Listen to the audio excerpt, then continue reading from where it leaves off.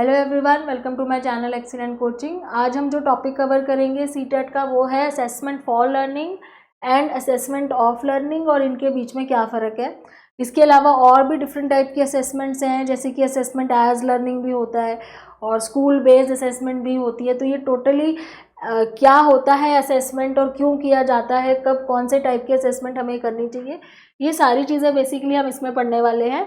और इसके अलावा CCE किस तरह का असेसमेंट है और इवैल्यूएशन और असेसमेंट में क्या फ़र्क होता है। तो काफ़ी बड़ा टॉपिक है और इसके अंदर काफ़ी सारे टॉपिक्स, छोटे छोटे सब टॉपिक्स हैं जिसमें से काफ़ी क्वेश्चंस बनते हैं। इंपॉर्टेंट टॉपिक है आपका।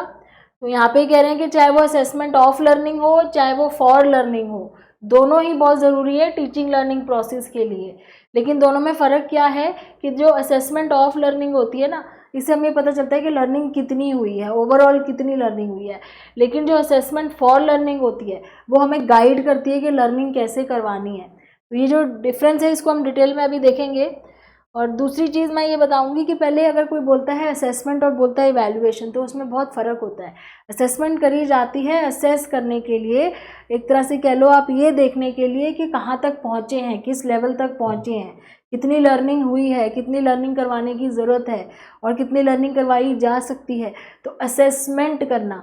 और इवैल्यूएशन होता है कि आप किसी को चेक कर रहे हो, इवैल्यूएट कर रहे हो, किसी को मार्क्स दे रहे हो। और कई बार ये वर्ड जो है कन्फ्यूजन क्रिएट करते हैं, इनको कई बार ये सिनोनिमिकली यूज़ किया जा सकता है।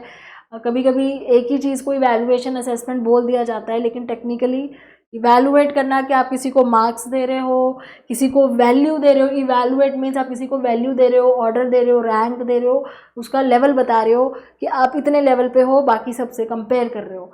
तो evaluation is just like checking, check करके आपने बता दिया कि आपका ये लेवल है, रिजल्ट बता दिया। जबकि असेसमेंट ज़रूरी नहीं है रिजल्ट बताने के लिए होती है। असेसमेंट जो है वो ऑनगोइंग प्रोसेस हो सकता है, डायग्नोस करने के लिए हो सकता है, या लर्निंग कैसे करवानी है उसके लिए असेसमेंट हो सकती है।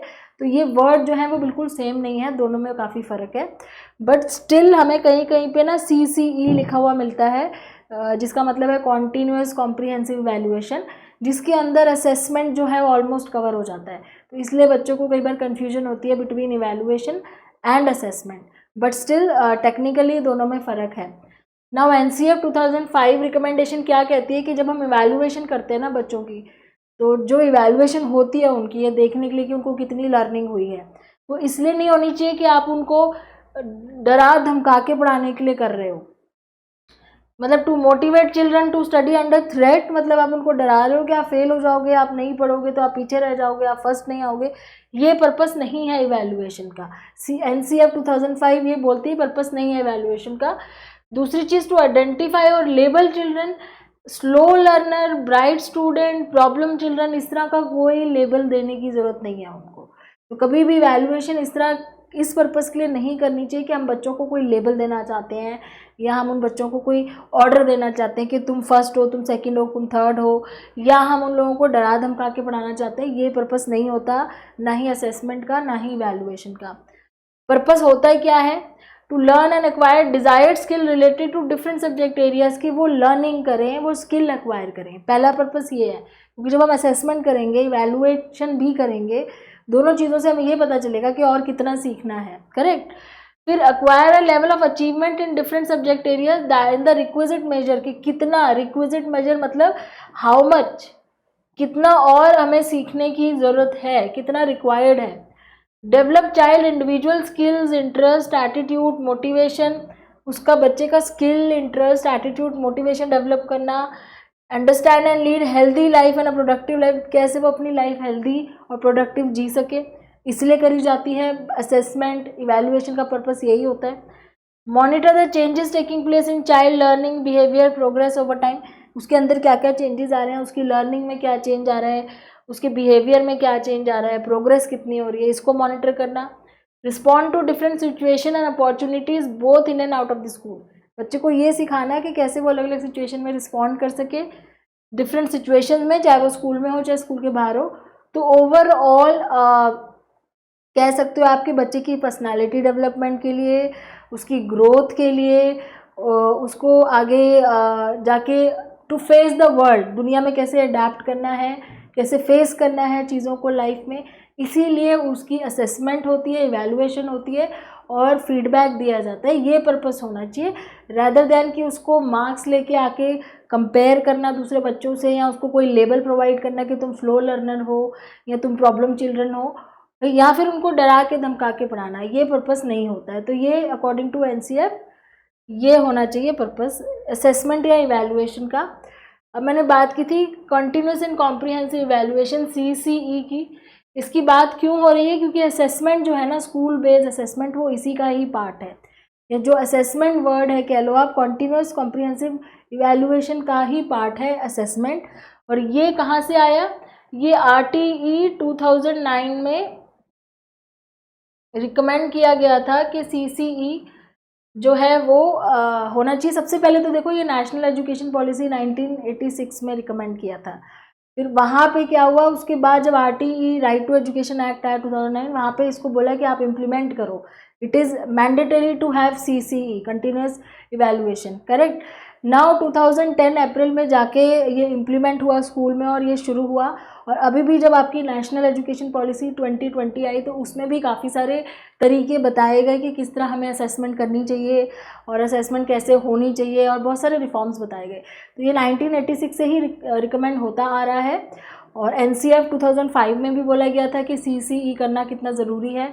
एंड RTE 2009 में तो इसको मैंडेटरी ही कर दिया था। तो इसलिए यहाँ पे हम इसके बारे में पढ़ेंगे कि ये होता क्या है। तो it is refers to a system of school based evaluation of student, कि स्कूल में बच्चों की इवैल्यूएशन करनी चाहिए। And covers all aspects of student development, बच्चों की डेवलपमेंट के सारे एस्पेक्ट्स इसमें कवर होते हैं CCE में, ठीक है। अब CCE का फुल फॉर्म है कंटिन्यूअस कॉम्प्रिहेंसिव इवैल्यूएशन, करेक्ट। तो कंटिन्यूअस में क्या आ जाता है? Diagnostic, formative and submissive.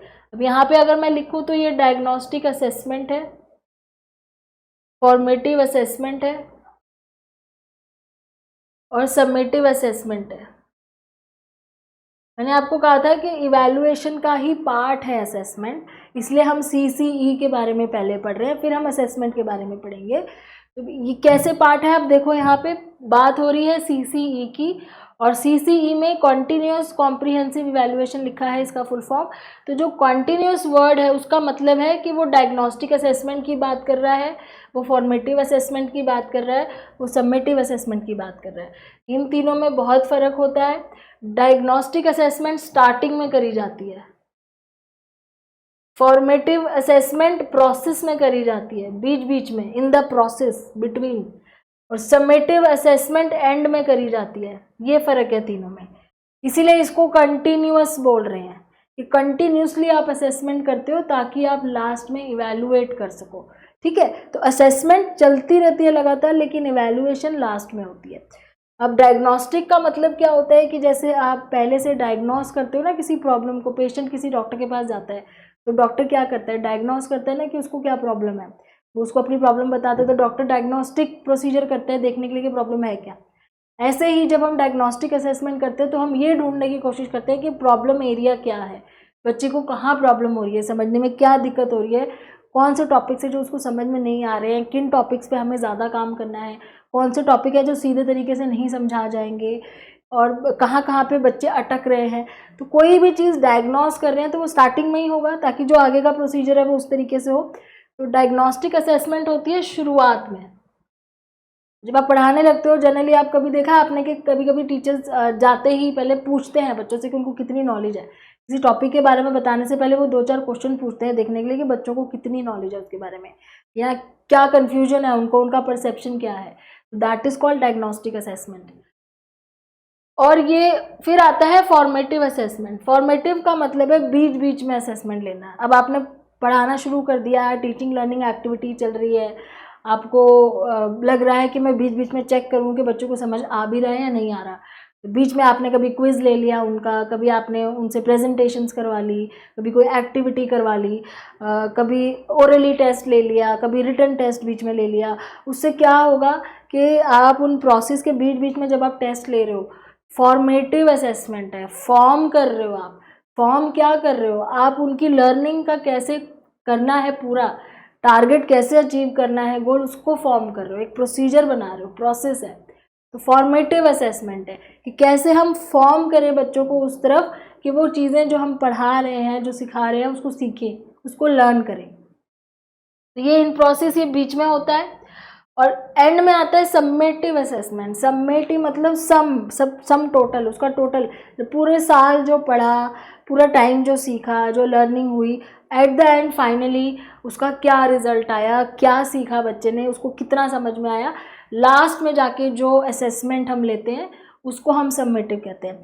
तो जब ये सारी असेसमेंट हम करते हैं ना, तब हम इवेलुएट कर पाते हैं कि बच्चा कहाँ पे है, किस लेवल पे है। हम डायरेक्ट इवेलुएशन करके कह दें, हमने सारा साल पढ़ाया, ना हमने सबमिटिव करी, ना डायग्नोस्टिक करी, और ना हमने फॉर्मेटिव करी, हमने बस पढ़ाया लास्ट में और बच्चा सीधा बोर्ड एग्जाम देने चला गया, और फिर आप उसको इवेलुएट करके कह रहे हो कि तुम्हारा ये ग्रेड है या ये नंबर है। That is very wrong technique. इसके लिए हमें पहले क्या करना है कि पूरा साल पढ़ाते पढ़ाते बीच बीच में भी असेसमेंट्स करनी है, स्टार्टिंग में भी करनी है, एंडिंग में भी करनी है, लास्ट में इवेलुएशन होनी चाहिए।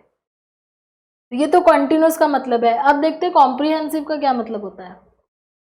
कॉम्प्रिहेंसिव का मतलब है कि हमारी जो इवेलुएशन है उसके अंदर और दो तरह की असेसमेंट आ जाएंगी। एक आ जाएगी स्कोलेस्टिक। स्कोलेस्टिक मतलब स्कूल से जुड़ी हुई, पढ़ाई से जुड़ी हुई, एकेडमिक कह देती हूँ मैं, एकेडमिक हो गई, ठीक है।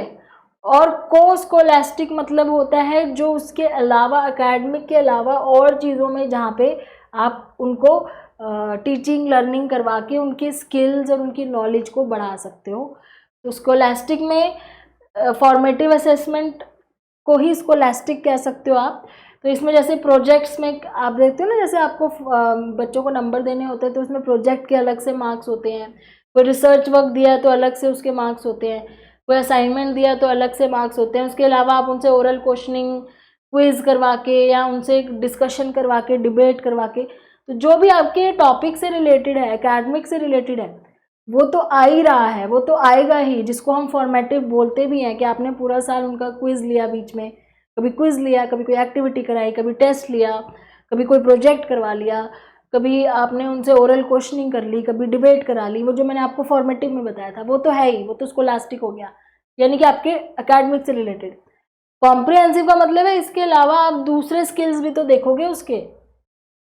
आपने लाइफ स्किल के बारे में क्या बताया, क्या बातें करी, उसको उसने क्या सीखा बच्चे ने।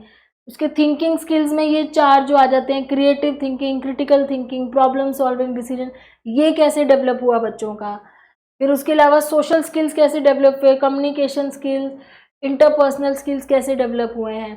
फिर इमोशनल स्किल्स में डीलिंग, इमोशंस कैसे डील करना सीखा, स्ट्रेस कैसे, सेल्फ अवेयरनेस कैसे हुई, ये वाले स्किल्स कैसे डेवलप हुए बच्चे में। उसकी वैल्यूज़, उसके एटीट्यूड टुवर्ड्स टीचर कैसा था, स्टूडेंट की तरफ कैसा था, स्कूल की तरफ, एनवायरनमेंट की तरफ। अब जैसे हम कभी कभी स्कूल में ग्रीन डे सेलिब्रेट कराते हैं या नो प्लास्टिक डे सेलिब्रेट कराते हैं, वो किस लिए करवाते हैं, ताकि एनवायरनमेंट की तरफ उसका एटीट्यूड जो है उसको हम चेंज कर सकें।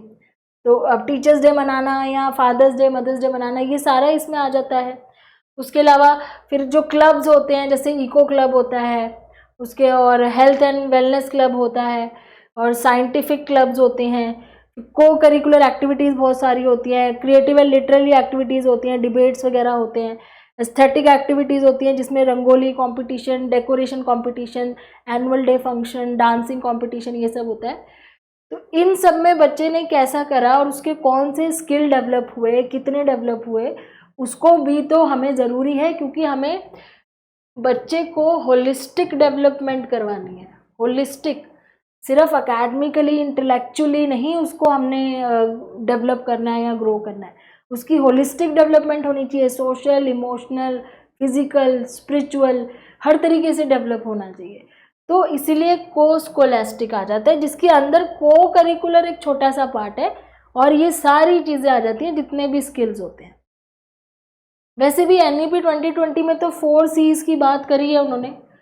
4 C's में उन्होंने कौन कौन से लिए हैं, क्रिएटिव स्किल लिया है, क्रिएटिव थिंकिंग स्किल, एक क्रिटिकल थिंकिंग स्किल लिया है, एक उन्होंने तीसरा कम्युनिकेशन स्किल लिया है, और चौथा उन्होंने लिया था creative thinking, critical thinking, communication, और एक C और है उसमें, क्रिएटिव इसमें आ गया, एक और है। 4 C's हैं तो जो NEP 2020 अगर आप उसको देखोगे, अभी मुझे चौथा C याद नहीं आ रहा, उसमें उन्होंने बोला है कि बच्चे के अंदर ना 4 C's डेवलप करना बहुत ज़रूरी है, creative, communication, critical thinking and one more, अभी मुझे कुछ याद नहीं आ रहा, मैं याद आएगा तो आपको बताऊंगी। तो उसमें लिखा हुआ है कि 4 C's डेवलप करने बहुत ज़रूरी है, तो इसलिए स्कोलास्टिक असेसमेंट, तो ये दोनों मिला के कॉम्प्रीहेंसिव बनता है। तो CCE का मतलब अब क्या हुआ कि पहले तो कॉन्टिन्यूस हो गया कि पूरे साल असेसमेंट हो रही है, शुरू में भी, बीच में भी, एंड में भी।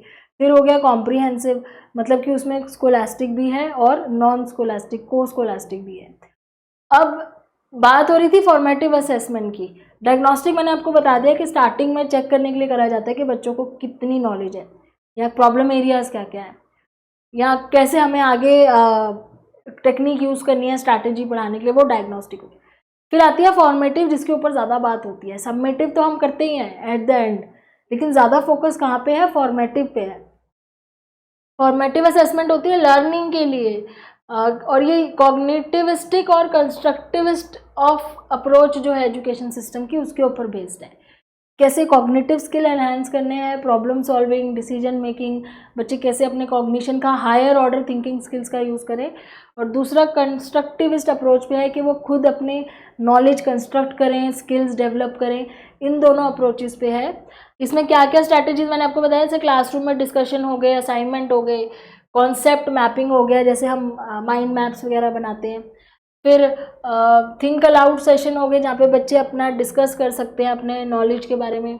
और कोई भी नॉवल सिचुएशन देके आप उनको क्लास में कोई भी एक्टिविटी अगर आप करवा रहे हो जिससे आप उनकी नॉलेज चेक कर रहे हो, वो हो गया formative. It also strengthen learning by developing self awareness and self control. Self awareness होती है, बच्चों को खुद भी पता चलता है कि मुझे कितना आता है, कितना मुझे समझ में आया है।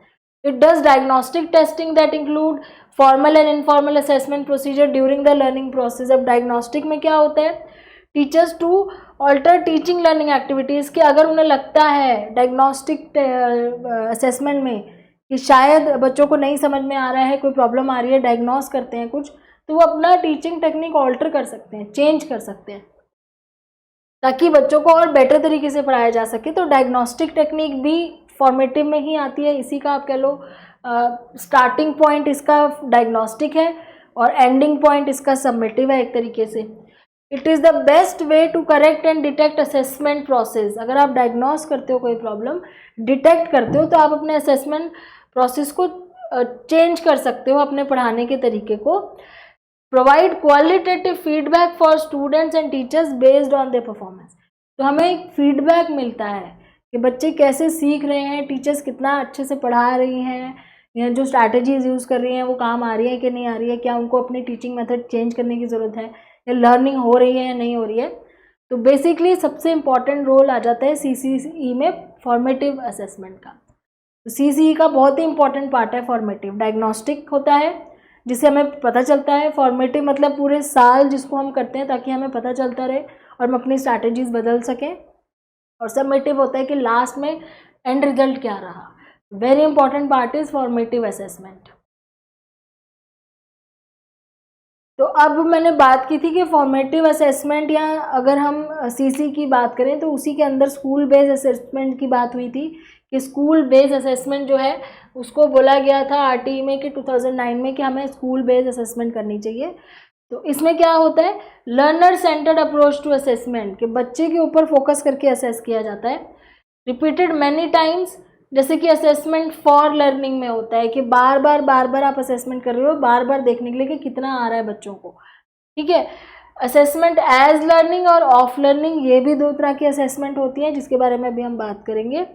फिर takes care of all round development of learner, जैसे कि स्कोलास्टिक और को स्कोलास्टिक की बात हुई थी कि पूरी ऑल राउंड डेवलपमेंट की बात होती है। Assessed is done formally as well informally, तो असेसमेंट फॉर्मली भी होती है, इनफॉर्मली भी होती है। इनफॉर्मली में आप जैसे क्लास में कोई एक्टिविटी कराते कराते असेस कर रहे हो। Guide the learner in her self assessment, मतलब लर्नर जो खुद है अपने आप को असेस कर सकता है और रिस्पॉन्सिबिलिटी ले सकता है कि मुझे कहाँ तक आता है, कहाँ तक नहीं आता। जैसे बच्चों को प्रोजेक्ट दे देते हो तो वो उनकी रिस्पॉन्सिबिलिटी हो जाती है कि उस प्रोजेक्ट को कैसे प्रेजेंट करना है अच्छे से, तो वहाँ पे वो अपनी रिस्पॉन्सिबिलिटी लेता है अपनी लर्निंग की। और there is a collective learning among concern learner teacher parent, मतलब इसमें सारे कलेक्टिवली मिलके पार्टिसिपेट करते हैं।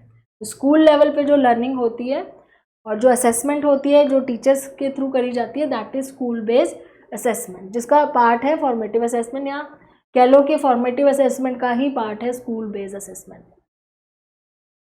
अब NEP 2020 में बोला गया कि जो हमारी असेसमेंट होनी चाहिए स्कूल बेस्ड असेसमेंट, वो 360 डिग्री होनी चाहिए, मतलब मल्टी डायमेंशनल रिपोर्ट कार्ड बननी चाहिए, जिसमें बच्चे खुद अपनी सेल्फ असेसमेंट भी करेंगे, उनकी टीचर्स भी असेसमेंट करेंगे, उनकी दोस्तों से भी उनकी असेसमेंट कराई जाएगी पीयर असेसमेंट में, और पेरेंट्स भी उनमें असेसमेंट करेंगे। तो मतलब यहाँ पे 360 डिग्री यानी कि सारे ही डायमेंशंस से असेसमेंट होगी, उनके कॉग्निटिव डायमेंशन की भी होगी, अफेक्टिव की भी होगी, और साइकोमोटर असेसमेंट भी होगी। कॉग्निटिव डायमेंशन यानी कि उनके जितने भी कॉग्निटिव स्किल्स हैं उसकी असेसमेंट होगी, उसके अलावा अफेक्टिव यानी कि जितने इमोशनल स्किल्स हो जाते हैं, सोशल स्किल्स हो जाते हैं, उनकी भी असेसमेंट होगी, और उसके अलावा साइकोमोटर यानी कि उनके जो फिज़िकल हेल्थ से रिलेटेड हो गया या फिज़िकल बॉडी मूवमेंट से रिलेटेड, तो टोटल मतलब फिज़िकल से लेके इमोशनल से लेके सोशल से लेके एकेडमिक तक सारी चीज़ों की असेसमेंट हो रही है, सारे डायमेंशंस की, और सारे लोगों से की जा रही है, इसलिए 360 डिग्री असेसमेंट। तो ये जो लेटेस्ट है NEP 2020 में इस चीज़ के बारे में बताया गया है, स्कूल बेस्ड असेसमेंट के बारे में। तो नाउ अब शुरू यहाँ से होगा कि जो 3 टाइप की असेसमेंट मैंने आपको बोली, एक तो 2 पहले बताई थी, असेसमेंट फॉर लर्निंग और असेसमेंट ऑफ लर्निंग। उसके अलावा एक और है तीसरी, असेसमेंट एज लर्निंग। ये क्या चीज़ होती है, क्योंकि बहुत कन्फ्यूजन इसमें बच्चों को रहती है तीनों टाइप के असेसमेंट में। ये क्या होती है? It is also a formative assessment, describe the process of student monitoring their own learning and progress. जब बच्चे खुद अपनी असेसमेंट करते हैं बीच बीच में कि मुझे कितना आ गया समझ में, खुद ही असेस कर रहे हैं अपने आप को, जैसे कई बार पढ़ते पढ़ते खुद अपना टेस्ट ले रहे हैं, या अपने दोस्त को बोल दिया कि तुम मेरे को पूछो, मेरे को याद हो गया कि नहीं, मैं सुनाता हूँ, तुम पूछो, या मेरा टेस्ट लेके देखो। जो बच्चे खुद ही आपस में एक दूसरे को असेस कर रहे हैं, अपने आप को असेस कर रहे हैं, तो असेसमेंट एज लर्निंग, यानी कि वो लर्न कर रहे हैं। वो असेसमेंट क्या है? वो लर्निंग है। As learning means equal to learning, तो असेसमेंट ही लर्निंग है। वहाँ पे वो असेस कर ही इसलिए रहे हैं क्योंकि वो देख रहे हैं कि उनको लर्निंग कितनी हो गई, अपने आप को ही असेस कर रहे हैं। तो यहाँ पे स्टूडेंट ये देखना चाहते हैं कि उनको कितनी लर्निंग हो गई, वो कितना इम्प्रूव हो गए हैं या होने की ज़रूरत है। वो अपने they can interpret their assessment information from different sources. एक तो पीयर असेसमेंट कर सकते हैं, अपने दोस्तों के थ्रू उनसे हेल्प ले सकते हैं, सेल्फ असेसमेंट कर सकते हैं, इनसे इनकी सेल्फ अवेयरनेस बढ़ती है कि हमें और कितना पढ़ने की ज़रूरत है। सेल्फ रिफ्लेक्शन कर सकते हैं कि कहाँ कहाँ पे इनको प्रॉब्लम आ रही है, या कहाँ कहाँ पे और काम करने की ज़रूरत है, या डाउट्स है तो उनको जाके पूछना है, कैसे क्लियर करना है। उससे सेल्फ कंट्रोल रहता है। कंट्रोल कैसे रहता है कि जब पता चल जाता है कि क्या क्या प्रॉब्लम्स एरियाज़ हैं, तो बच्चे टाइम वेस्ट कम करते हैं, ज़्यादा ध्यान देते हैं। जब उनको लगता है कि मेरा अभी लर्निंग काफ़ी ज़्यादा रहती है, या उससे पता चल जाता है कि कितना अपने आप को कंट्रोल करना है, कितना टाइम पढ़ने के लिए देना है, कितना वेस्ट करना है, किस टॉपिक में कितना फोकस करना है, किस में नहीं।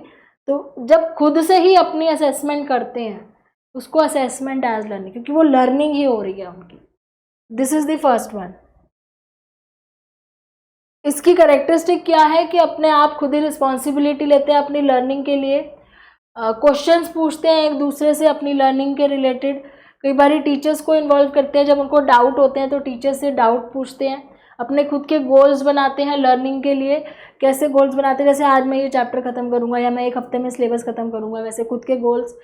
Provide ways for student formal and informal feedback, मतलब फॉर्मल फीडबैक यानी टीचर्स के पास गए, वहाँ से फीडबैक लिया, या इनफॉर्मल अपने दोस्तों के थ्रू फीडबैक लिया। उनको समझ में आता है कि अगला स्टेप उन्होंने क्या लेना है लर्निंग का। तो ये होता है असेसमेंट एज लर्निंग, मतलब वो असेस करते करते लर्न कर रहे हैं अपने आप को। तो इसके एग्जांपल मैंने आपको बताया, पीयर असेसमेंट होता है, सेल्फ असेसमेंट और सेल्फ रिफ्लेक्शन। फिर आता है असेसमेंट फॉर लर्निंग। अब असेसमेंट फॉर लर्निंग का मतलब ये है कि आपको लर्निंग करवानी है, इसलिए आप असेस कर रहे हो। फॉर लर्निंग, आपको क्या क्या और करवाना है उसको समझने के लिए आप असेसमेंट कर रहे हो।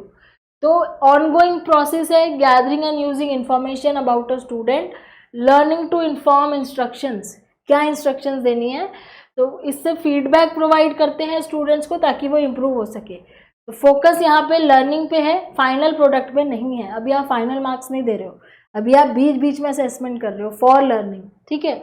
ये फॉर्मेटिव होती है, गाइड करने के लिए होती है और लर्निंग को इम्प्रूव करने के लिए होती है। ये कोलैबोरेटिव होती है जिसमें स्टूडेंट और टीचर मिलकर असेस करते हैं, अपनी प्रोग्रेस को समझते हैं, कितना और पढ़ना है, कितनी लर्निंग हो गई है। और फीडबैक ड्रिवन होती है क्योंकि इसमें टाइम टू टाइम फीडबैक मिलता रहता है स्टूडेंट को, कि जैसे एक चैप्टर कवर करा, टीचर ने टेस्ट लिया, फिर दूसरा, फिर ऐसे करते करते टाइम टू टाइम टेस्ट लेते रहते हैं टीचर्स, बीच बीच में एक्टिविटीज़ करा के बताते रहते हैं कि क्या चीज़ आपको समझ आई क्या नहीं आई। तो गाइडेंस मिलती रहती है टीचर्स से, क्योंकि ये लर्निंग करवाने के लिए गाइड कर रहे हैं, चेक कर रहे हैं कि आगे कहाँ हमें किस डायरेक्शन में जाना है, बच्चों को क्या चीज़ समझ में आ रही है क्या नहीं आ रही, टीचिंग हमें कैसे अपनी चेंज करनी चाहिए। क्योंकि आप बीच बीच में जब फॉर लर्निंग करते हो असेसमेंट, तो आपकी हेल्प करती है कि आपको अपनी लर्निंग कैसे करवानी है। इसकी कैरेक्टरिस्टिक्स क्या है, एक तो ये फॉर्मेटिव है क्योंकि ये पूरा साल पढ़ाते पढ़ाते आप करते हो। ये कोलैबोरेटिव है जिसमें दोनों मिलके करते हैं, स्टूडेंट्स और टीचर्स। और ये फीडबैक ओरिएंटेड है क्योंकि आप टेस्ट लेते हो, असेसमेंट करते हो, फिर उनको फीडबैक देते हो, फिर वो बच्चे उसके ऊपर काम करते हैं, फिर आप देखते हो इम्प्रूवमेंट हो रही है नहीं हो रही, फिर आप दोबारा असेसमेंट लेते हो थोड़ा टाइम बाद। तो ये रेगुलर होता रहता है, तो इससे लर्निंग में हेल्प मिलती है। अब इसमें एग्जाम्पल क्या है, एक तो ऑब्जर्वेशन करना बच्चों की, जनरली जैसे टीचर्स ऑब्जर्व करते हैं कि बच्चों को समझ आ रहा है नहीं आ रहा। रिफ्लेक्शन जर्नल्स हैं, जैसे आप अपने डायरी में कहीं नोट करते हो कि किस बच्चे को कहाँ प्रॉब्लम आ रही है, किसकी प्रोग्रेस बढ़ रही है, किसकी नहीं बढ़ रही है, किसके कितने इम्प्रूवमेंट दिख रही है। पीयर रिव्यूज़ हैं, बच्चे आपस में एक दूसरे से रिव्यूज़ लेते हैं। पोर्टफोलियो है, जो पोर्टफोलियो मतलब होता है जहाँ पे बच्चों के रिलेटेड जो भी काम आप करवा रहे हो आप उसको एक पोर्टफोलियो बनवा देते हो। एक एक्टिविटी रजिस्टर होता है जिसमें वो अपनी सारी चीज़ें, या आप एज अ टीचर हर बच्चे का आप पोर्टफोलियो बना रहे हो कि बच्चे की कितनी प्रोग्रेस हो रही है। फिर कॉन्सेप्ट मैप क्लास में करवाना जिससे उनकी अंडरस्टैंडिंग क्लियर हो सके। तो इसमें और भी जो हमने काफ़ी चीज़ें, जैसे क्विज़ करवाते रहना बीच बीच में, तो इस तरह की चीज़ें होती है जिससे हमें ये पता चले कि आगे हमें और किस डायरेक्शन में काम करना है बच्चों के ऊपर। इसकी एडवांटेज क्या है कि लर्निंग को हेल्प करता है इम्प्रूव करने में, ताकि हमें पता चल जाए कि हम गलत स्ट्रैटेजी तो फॉलो नहीं कर रहे कहीं, या गलत टीचिंग मेथड तो यूज़ नहीं कर रहे। मोटिवेशन बच्चे की इंक्रीज़ होती है क्योंकि बीच बीच में असेसमेंट होती है तो बच्चे में कॉन्फिडेंस आता है। कोलैबोरेटिव लर्निंग है, काफ़ी हेल्प मिलती है। पीयर टू पीयर लर्निंग भी होती है और गोल्स क्लियर होते रहते हैं कि हमें और आगे कितना आगे पहुँचना है। This is assessment for learning. फिर आता है आपका असेसमेंट ऑफ लर्निंग। तो असेसमेंट ऑफ लर्निंग का मतलब है कितनी लर्निंग हुई उसकी असेसमेंट, ऑफ लर्निंग कितनी लर्निंग हो गई उसकी असेसमेंट, ठीक है। तो यहाँ पे आप इवैल्यूएशन के लिए करते हो जब आपका कोर्स ख़त्म हो जाता है, एंड हो जाता है, ये देखने के लिए, मेजर करने के लिए कि कितना अचीव किया, कितना समझ में आया। तो एक तरह से ये समेटिव है क्योंकि आप एंड में कर रहे हो, ये इवैल्यूएटिव है क्योंकि आप इसमें बच्चे को मेजर कर रहे हो उसकी परफॉर्मेंस को, कितना सीखा, कितने मार्क्स आए। और स्टैंडर्डाइज टेस्ट होते हैं बेसिकली इसमें, तो ये ना सबके सेम टेस्ट होते हैं। सबमिटिव असेसमेंट में जो फाइनल एग्ज़ाम में जो पेपर आता है वो वाला होता है। तो यहाँ पे क्या है, सबको सेम पेपर मिला, एक स्टैंडर्डाइज पेपर पे सबकी चेकिंग हुई है, तो फेयरनेस और कंसिस्टेंसी होती है। फॉर्मेटिव में तो आप अलग अलग तरीके से करवा सकते हो क्लास में। जैसे अगर आप असेसमेंट फॉर लर्निंग करवाते हो क्लास में, तो उसमें क्या कर सकते हो आप, किसी दिन आपने कोई एक्टिविटी दे दी, उसमें जो बच्चे हैं उनकी असेसमेंट हो गई, अगले दिन आपने कोई क्विज़ करवा लिया तो उन बच्चों की असेसमेंट हो गई, तो सबके लिए अलग अलग हो गया। लेकिन अगर आप ऑफ लर्निंग कर रहे हो तो सबके लिए सेम करते हो, तो ये सबमिटिव होता है। फॉर लर्निंग फॉर्मेटिव होता है, ऑफ लर्निंग सबमिटिव होता है कि लास्ट में आप देख रहे हो कि कितनी लर्निंग हुई, तो उसके लिए सबको एक स्टैंडर्डाइज टेस्ट दे दिया, सेम टेस्ट सबके लिए, और देखा कि सबकी लर्निंग कितनी है, क्योंकि पूरे साल आपने उनकी असेसमेंट फॉर लर्निंग करवाई थी। आप अब देखना चाहते हो कि पूरे साल जो मेहनत करी है उसका एट द एंड क्या रिजल्ट आया, तो वो असेसमेंट ऑफ लर्निंग हो गई, तो जो सबमिटिव हो जाती है। तो कई सारे वर्ड्स हैं जो एक दूसरे के लिए यहाँ पे यूज़ हो रहे हैं, जैसे असेसमेंट फॉर लर्निंग के लिए फॉर्मेटिव असेसमेंट भी बोल सकते हैं, असेसमेंट ऑफ लर्निंग के लिए सबमिटिव असेसमेंट बोला जा सकता है। तो ये कई बार वर्ड्स कंफ्यूज करते हैं। इसकी कैरेक्टरिस्टिक क्या होती है ऑफ लर्निंग की, इसका पर्पस होता है कि वो मेजर करता है स्टूडेंट अचीवमेंट को, कि बच्चे कहाँ तक पहुँचा, उसको कितना समझ में आया। जैसे कई बार मार्क्स के थ्रू या ग्रेड्स के थ्रू मेजर करना। फिर इसके टेस्ट स्टैंडर्डाइज होते हैं, सबके लिए सेम होते हैं, और ये सबमिटिव होता है, लास्ट में किया जाता है पूरा कोर्स खत्म होने के बाद। दोनों में की डिफरेंसेस। अब फाइनली हमारा जो मेन टॉपिक था कि अगर फॉर लर्निंग और ऑफ लर्निंग आता है तो दोनों में मेन डिफरेंस क्या है। तो फॉर लर्निंग है ये और ये ऑफ लर्निंग है। फॉर लर्निंग फॉर्मेटिव होता है, ऑनगोइंग होता है, और इसका फोकस होता है लर्निंग प्रोसेस कैसे इंप्रूव करना है। ऑफ लर्निंग सबमिटिव होता है, एंड में किया जाता है, और इसका फोकस होता है अचीवमेंट को मेजर करना कि कितना अचीव करा finally. This is the main difference. इसके एग्जाम्पल क्या है, जैसे मिड टर्म एग्जाम होते हैं, आपने 6 महीने पढ़ाया, आधा सिलेबस हो गया, अब उसका पूरा आप सबमिटिव असेसमेंट कर रहे हो। फाइनल एग्जाम हो गए, साल के एंड में हो गए, या आपने टेस्ट ले लिया पढ़ाने के बाद, पूरा चैप्टर पढ़ा लिया, अब लास्ट में टेस्ट ले लिया चैप्टर खत्म करके कि अब आप उस चैप्टर पे दोबारा नहीं आओगे, अब अगले चैप्टर पे जाओगे, वो चैप्टर खत्म हो चुका। परफॉर्मेंस टेस्ट ले लिया। तो ये एग्जाम्पल्स हैं इसके। So now what is the advantage. इसके एडवांटेज ये है कि ये आपको इवैल्यूएशन में हेल्प करता है। मैंने अब आपको स्टार्टिंग में बताया था कि असेसमेंट और इवैल्यूएशन में फ़र्क होता है। अब तो ये देखो, अब ये वाली जो असेसमेंट है ये आपको इवैल्यूएशन में हेल्प कर रही है, ये इवैल्यूएटिव है। यहाँ पे आप एक तरह से आप एक कंप्लीट पिक्चर बना सकते हो एक बच्चे की लास्ट में, कि फाइनली पूरा इवैल्यूएशन ख़त्म होने के बाद जो लास्ट में जो रिजल्ट आ रहा है उसका क्या आ रहा है एज़ कम्पेयर टू अदर। तो यहाँ पे कंपैरिजन हो सकता है, जो कि एक्चुअली में कहते हैं कि कंपैरिजन नहीं होना चाहिए, पर आप देखो practically it is not possible कि आप बच्चे का इवैल्यूएशन ना करो। एट दी एंड कहीं भी जाते हैं, कहीं पे भी एडमिशन लेते हैं, कोई भी एग्ज़ाम देते हैं, तो वो इवैल्यूएशन ही तो होता है, वहाँ पे कंपैरिजन ही तो होता है, चाहे परसेंटाइल देखी जाती है, चाहे रैंक देखी जाती है। तो ये हुआ हेल्प आपको करता है कि लर्निंग के बाद आप इवैल्यूएट कर सकते हो कि बच्चा किस लेवल पे पहुंचा है, उसके क्या ग्रेड्स हैं, उसके क्या मार्क्स हैं, कितना परसेंटेज है, कितना परसेंटाइल है। दूसरी चीज़ प्रोग्राम इम्प्रूवमेंट, मतलब कि आप अगले साल के लिए, एक बार तो जो ख़त्म हो गया, अगले साल के लिए कैसे करिकुलम और बेटर किया जा सकता है या और इम्प्रूव किया जा सकता है। और अकाउंटेबिलिटी का मतलब ये है कि कम से कम इसके बाद आप ये बता सकते हो कि भाई हमारे प्रोग्राम की क्या इफ़ेक्टिवनेस थी, इसको पढ़ने से बच्चों का क्या रिज़ल्ट आया, कितना इफ़ेक्टिव रहा। और जो स्टेक होल्डर्स होते हैं, टीचर्स होते हैं, स्कूल में जितने लोग होते हैं, जिनकी वजह से पेरेंट्स होते हैं, जिन सब ने इन्वेस्ट किया है बच्चों की लर्निंग पे, उन लोगों को एक सेटिस्फैक्शन मिलती है कि हाँ पूरे साल पढ़ने के बाद ये रिज़ल्ट रहा है। This is the advantage. यहाँ पे तो ये टॉपिक जो हमारा टॉपिक था, इसका जो फर्स्ट पार्ट है, अभी इस टॉपिक में आगे बहुत कुछ है जिसको हम बाद में कवर करेंगे अगले वीडियोज़ में। तो इसका पहला पार्ट मेरा फोकस था कि असेसमेंट पे, कि असेसमेंट क्या होती है, इवैल्यूएशन क्या होती है, दोनों के बीच में कन्फ्यूजन क्यों होती है।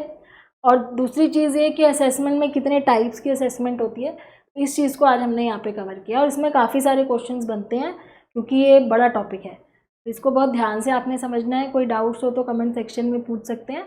एंड आई होप आपको क्लियर हो गया हो, कोई कन्फ्यूजन ना हो between all the types of assessment. And like, share and subscribe, and thanks for watching.